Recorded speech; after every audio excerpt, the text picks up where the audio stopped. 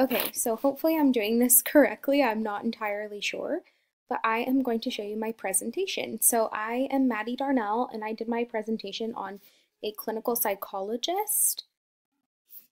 Okay, how do I go next? Will it let me?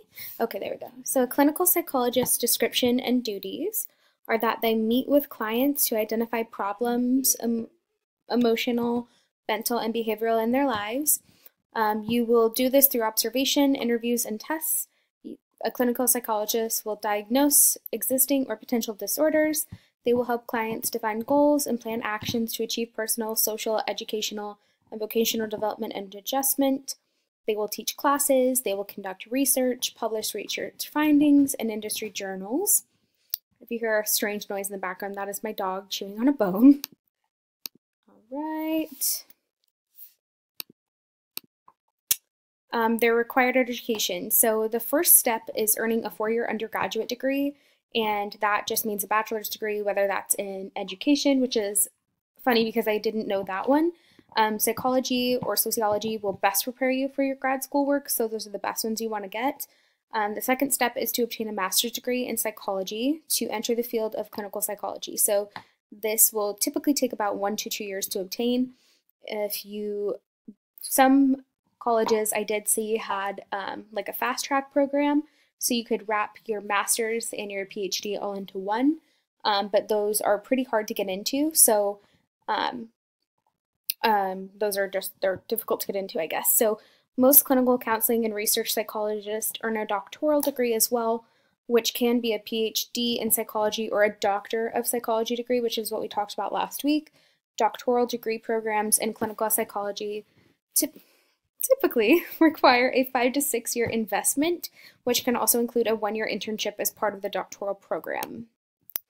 And this all relates to my 4-year plan because clinical psychology is what I would ultimately like to do. I want to get my master's in social work because as I mentioned earlier, they do have a program at a college or a university near me where you can get your master's in counseling as well as your PsyD, and I would love to do that, but it's really, really hard to get into. You have to have above a 4.0 in most cases, and I do not have that, but I would love to look into it and see if maybe it's something I could achieve in the future.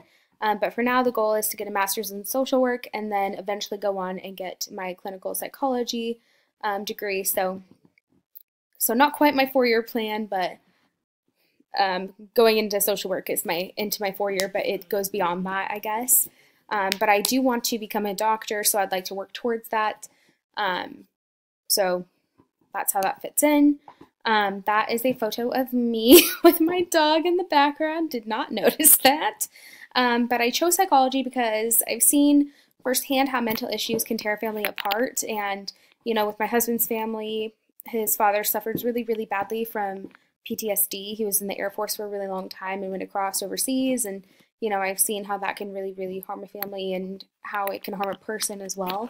And so I think how important mental health is, and I realized that from a late age, and how, you really need to focus on yourself and focus on getting yourself healthy, especially in your mind, because your body can be healthy, and if your mind's not healthy, you're not all there.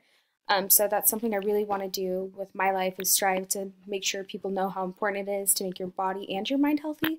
I also want to educate people on suicidal awareness because I think it's really, really important, as well as depression, and obviously how PTSD can affect others when it goes untreated. And then as far as my Chapter 13 comparisons, I have 1 minute for this, so I'll talk about it quickly. So I just realized how Chapter 13 talked about how diverse the career of psychology truly is, and I love the idea of that, how you can do social work, you can do political science, and you can also do criminal justice, so I thought that was really, really cool. It also talks a lot about why people chose a career of psychology, because they enjoy the subject matter, and that's why I like to choose it, because I love what psychology is about and knowing why people do what they do and how the mind works and everything like that.